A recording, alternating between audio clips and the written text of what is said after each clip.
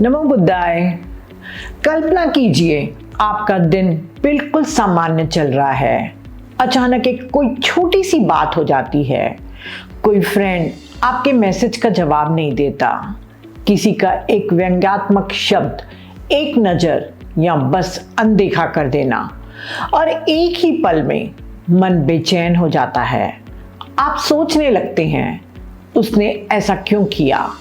क्या मुझसे कोई गलती हो गई?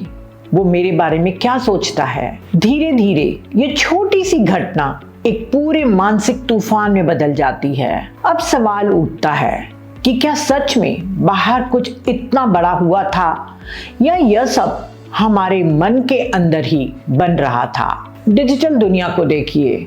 जब हम सोशल मीडिया पर स्क्रॉल कर रहे होते हैं, एक पोस्ट, एक कमेंट या कोई तस्वीर देखते ही भीतर हमारी हल्की सी वेदना उठने लगती है। ईर्ष्या, गुस्सा या डर का भाव उभरता है और तुरंत शुरू हो जाता है विचारों का जाल। वो इतना सफल है, मैं क्यों नहीं?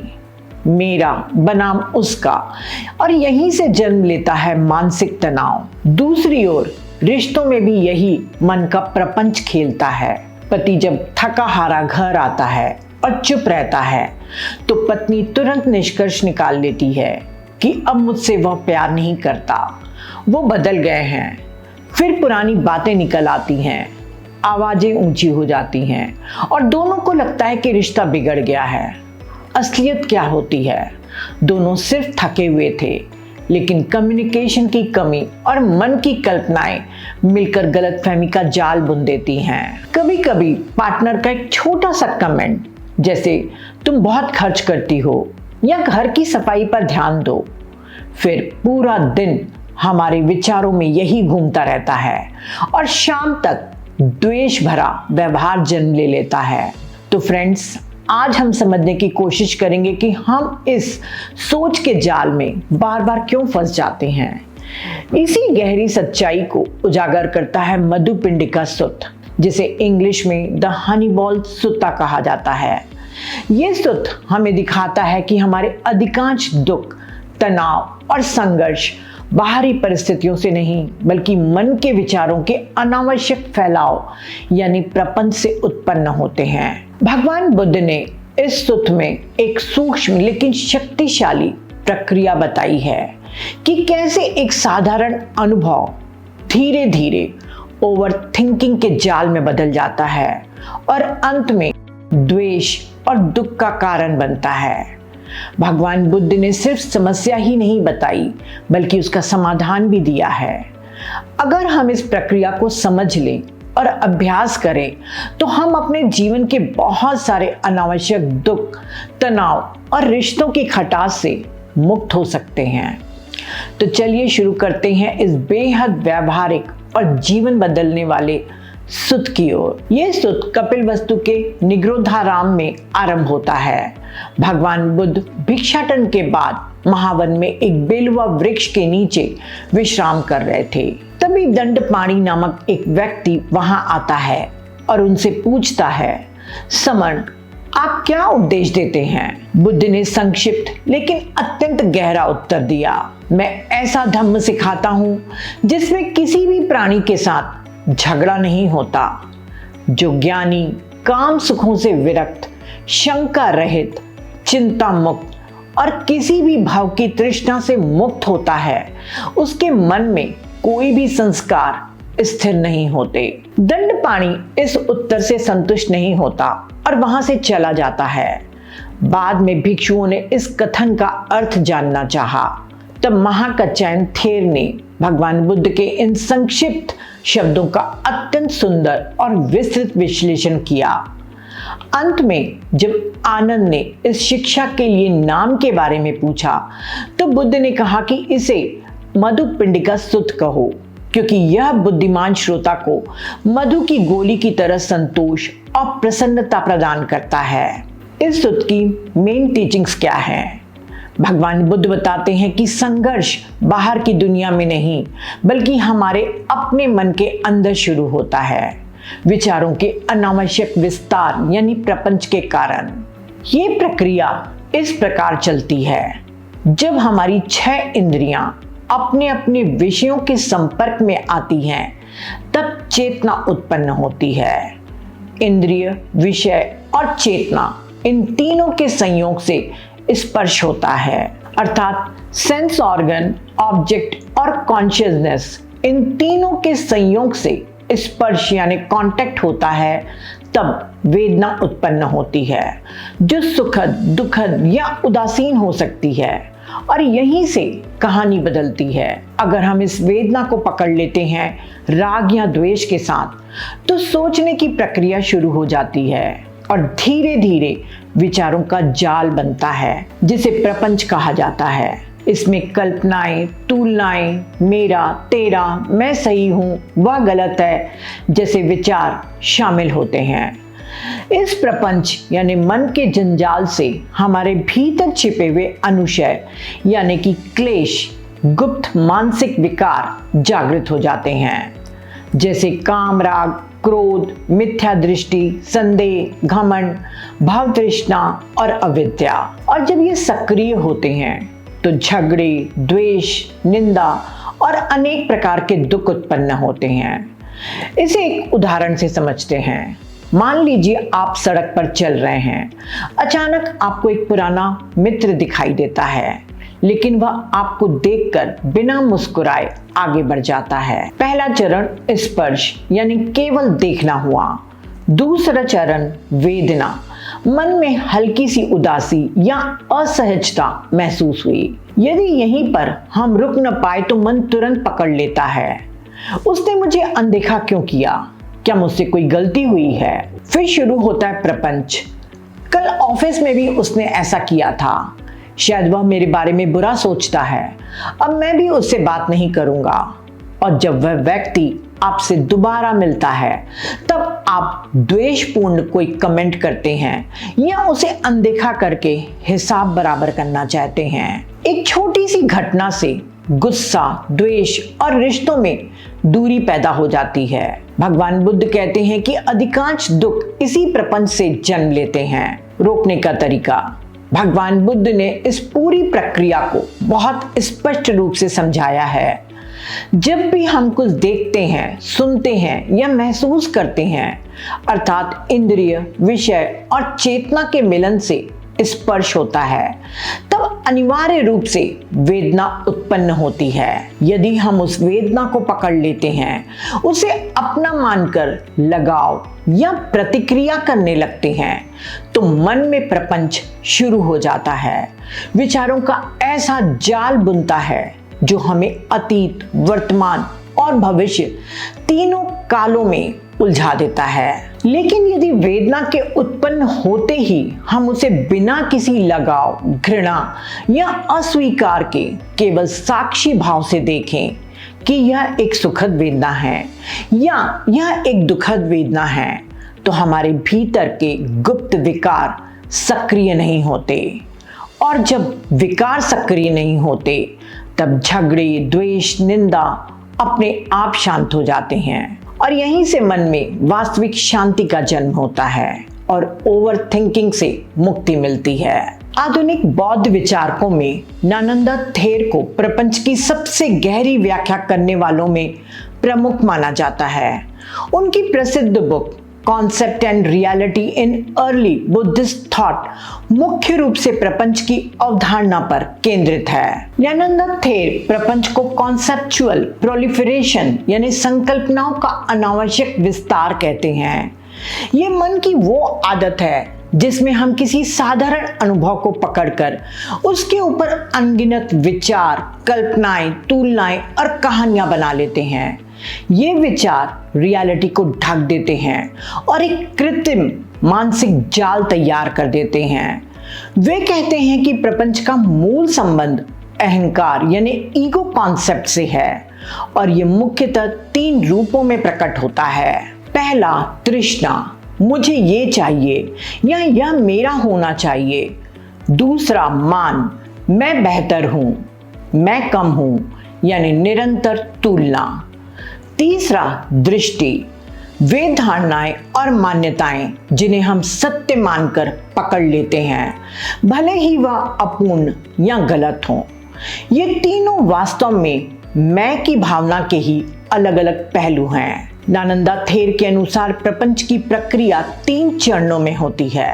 पहला अव्यक्तिगत चरण, इम्पर्सनल स्टेज। यहाँ केवल शुद्ध इंद्रिय प्रक्रिया चलती है। इंद्रिय, विषय, स्पर्श और वेदना। इस चरण में अभी मैं, मेरा या कोई व्यक्तिगत हस्तक्षेप नहीं होता। सब कुछ निष्पक्ष और यांत्रिक रूप से घटित होता है। दूसरा व्यक्तिगत चरण, पर्सनल स्टेज। जैसे ही वेदना सुखद, दुखद उत्पन्न होती है, उसके साथ लगाव या घृणा की प्रतिक्रिया जुड़ जाती है और यहीं से सोचने की प्रक्रिया शुरू हो जाती है। मन वेदना को अपना मानने लगता है और उस पर प्रतिक्रिया करने लगता है। तीसरा प्रपंच चरण यानी प्रोलिफरेशन स्टेज। ये सबसे खतरनाक चरण है। विचारों का जाल तेजी से फैलने लगता है। मैं और मेरा का अहंकार पूरी तरह सक्रिय हो जाता है। एक छोटी सी वेदना या विचार से शुरू होकर मन अनगिनत कथाएं, तर्क, भविष्य की कल्पनाएं और अतीत की यादें गढ़ने लगता है। व्यक्ति स्वयं अपने ही बनाए हुए इस विचार जाल में उलझ जाता है। वे प्रपंच को रोकने का उपाय बताते हैं, यूनिसो मनसिकार यानी वाइस अटेंशन और माइंडफुलनेस। जब वेदना उत्पन्न हो तो उसे केवल जैसा है वैसा देखना है, बिना उसे पकड़े, बिना बढ़ाए, बिना कहानी गढ़े, सिर्फ साक्षी भाव से देखते रहना। जब प्रपंच पूरी तरह शांत हो जाता है तब निप्रपंच की अवस्था आती है, जो निर्वाण का ही एक नाम है। अरहंत बनने तक प्रपंच की संभावना बनी रहती है, लेकिन सतर्कता और माइंडफुलनेस से हर परिस्थिति में इसे तुरंत पहचान कर नियंत्रित किया जा सकता है। जितनी बार हम इसे बीच में ही रोकेंगे, उतना ही हमारा मन शांत और स्वतंत्र होता जाएगा।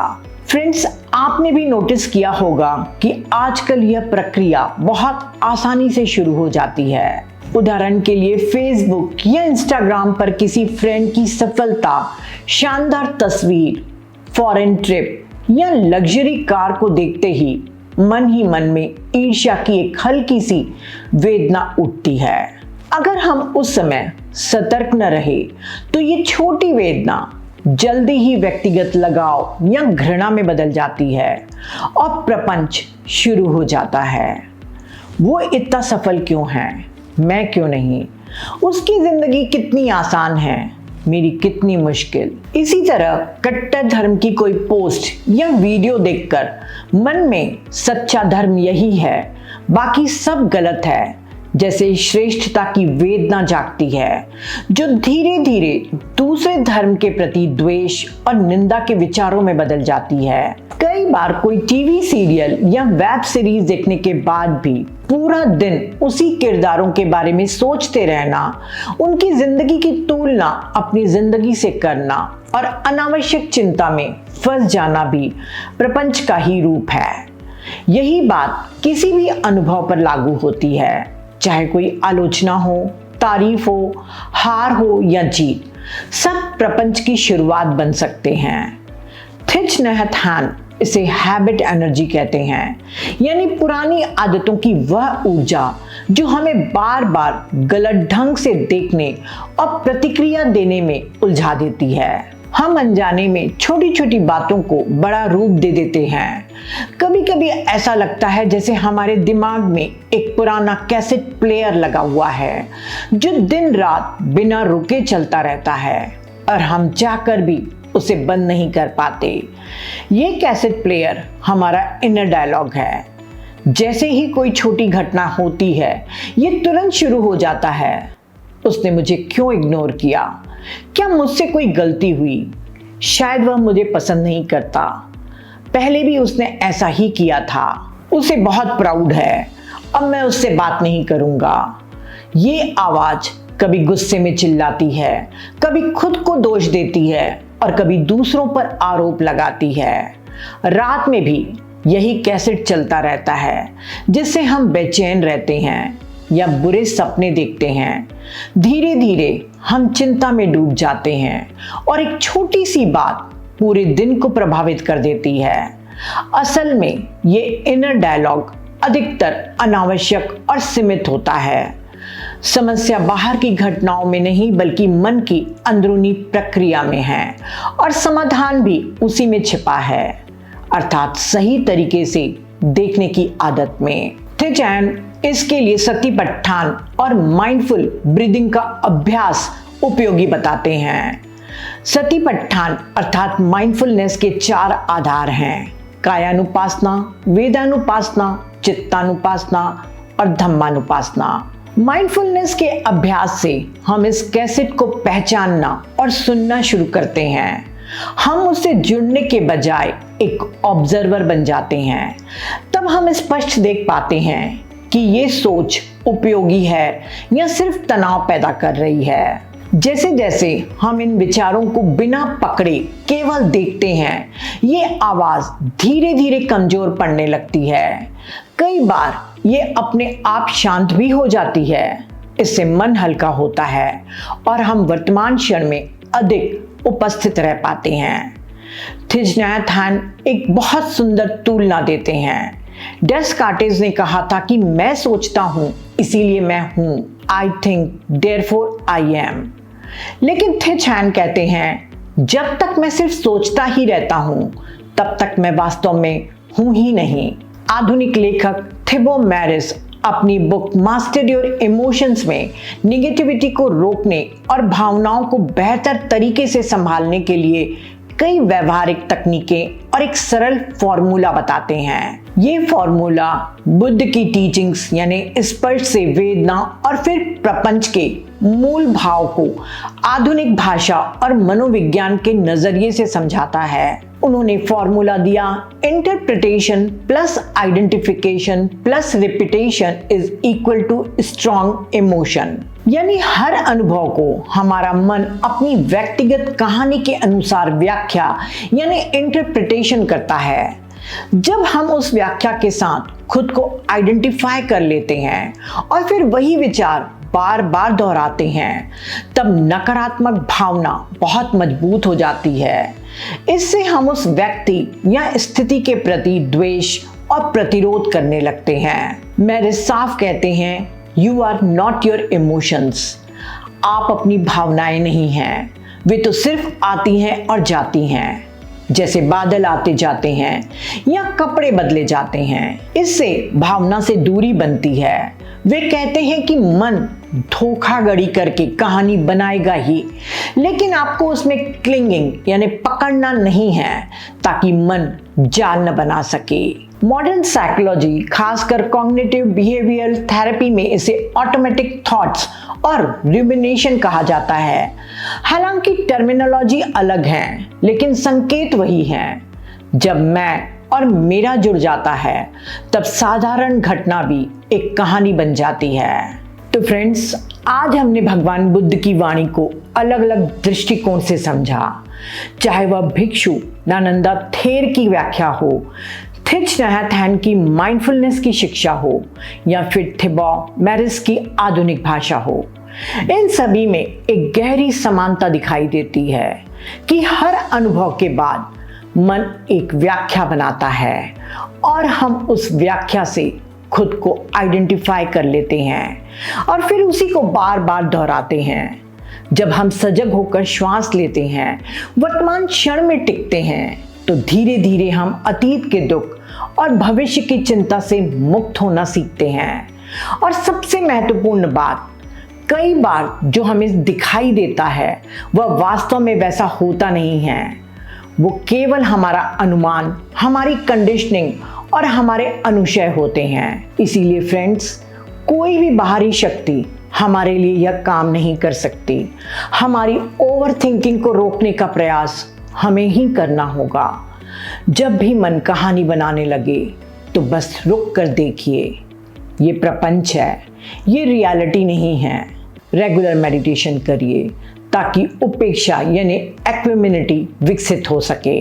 और डेली रूटीन में माइंडफुलनेस की प्रैक्टिस करिए ताकि प्रपंच और ओवरथिंकिंग में फंसने की संभावना कम से कम हो सके। हमेशा प्रेजेंट मोमेंट में रहने का प्रयास करिए। धीरे धीरे आप पाएंगे कि आपका मन शांत हो रहा है, काम का तनाव कम हो रहा है, रिश्तों में गलतफहमियां घट रही हैं और परिवार में सहजता और प्रेम बढ़ रहा है। याद रखिए, शांति कहीं बाहर नहीं, वो आपके अंदर ही है। बस जागरूकता और सतर्कता की छोटी छोटी आदतों से उसे जगाना है।